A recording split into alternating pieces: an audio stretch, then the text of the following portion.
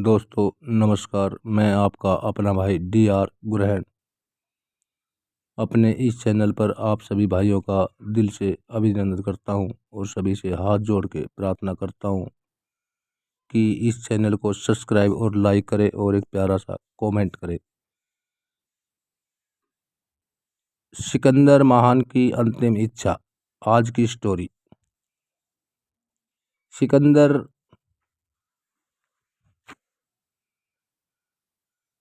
आजम, जिसकी विश्व विजय कहते हैं, जब सारी दुनिया को जीतता हुआ भारत के उत्तर पश्चिम ब्यास नदी के पास आया तो फौज ने आगे बढ़ने से इनकार कर दिया। मजबूर होकर वह वापस लौट पड़ा। उसने ज्योतिषों से पूछा कि मेरी मौत कब होगी। ज्योतिष समझदार थे।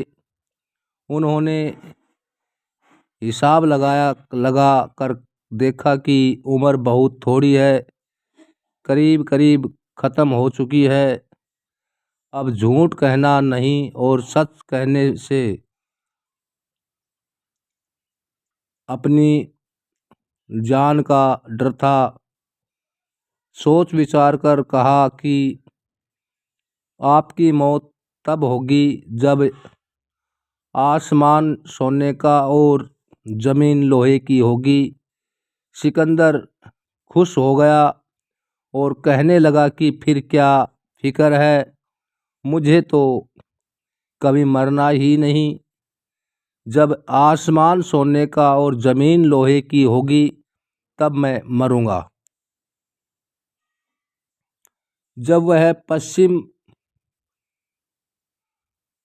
फारस जाते हुए शेषवान के रेगिस्तान में से गुजर रहा था तो उसे मलेरिया हो गया।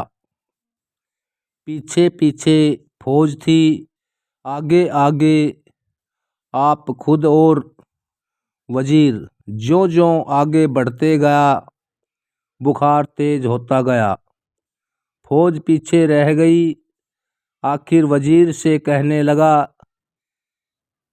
कि वजीर, मुझे तो बुखार हो गया है। वजीर ने कहा कि बादशाह, सलामत 2-4 मील आगे चलो, कोई पेड़ आए जाए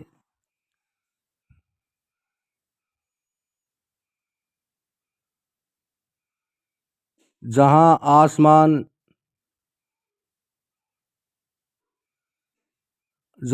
आराम किया जाए।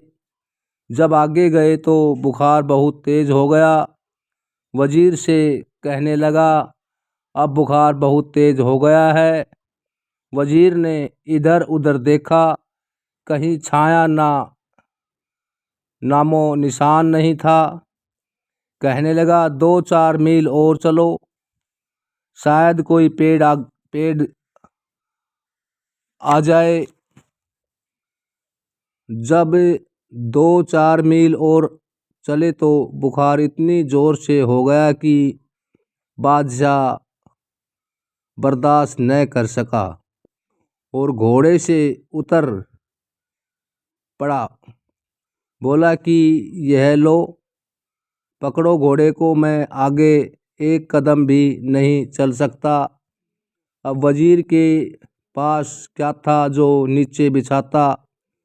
वजीर ने अपना जिरह बख्तर कवच उतार कर बिछा दिया और बादशाह उसके ऊपर लेट गया। जिरह बख्तर लोहे का एक कोट होता था जिसको बादशाह या वजीर आदि लड़ाई के वक्त पहनते थे। अंदर रेशम की तारें होती थी ताकि लोहा जिस्म को न चुभे और गोली या हथियार की चोट का असर भी न हो। दोपहर का वक्त था, गर्मी जोर से हो रही थी। पेड़ों का कहीं नाम नहीं था। वजीर क्या करता, छाया के लिए उसने बादशाह की सोने की ढाल ऊपर कर दी। अब जब मौत आती है तो आदमी को पता चल जाता है। सोचने लगा कि ज्योतिषों का कहना सच ही हो गया। इस समय जमीन लोहे की और आसमान सोने का है। अब मेरी मौत होगी। इतने में सारी फौज और हकीम वहां पहुंच गए। बादशाह ने कहा कि मेरी नब्ज देखो। नब्ज देखकर उन्होंने कहा कि जनाब, अब आप बच नहीं सकते। उसने कहा कि मैं अपना आधा राज्य देता हूँ, मुझे एक बार मेरी माँ से मिला दो। हकीमों ने कहा कि यह मुमकिन नहीं है, क्योंकि हमारे पास अब कोई इलाज नहीं है। अब बादशाह ने फिर कहा कि मैं अपना सारा राज्य देता हूँ, मुझे एक बार मेरी माँ से मिला दो, मैं मांग कर रोटी खा लूँगा। उन्होंने कहा कि आपकी उम्र की अवधि पूरी हो गई है, अब एक श्वास भी नहीं मिल सकता। इस पर वह महान सिकंदर बच्चे की तरह फूट फूट कर रोया। एक दिन में 24,000 श्वास होते हैं। एक बार श्वास करोड़ों करोड़ों रुपए का है, जिसको हम हंसते हंसते और खेलते खेलते निकम्मी बातों में गवा देते हैं। मनुष्य जन्म का फायदा उठाना चाहिए और मालिक से मिलने का उपाय करना चाहिए।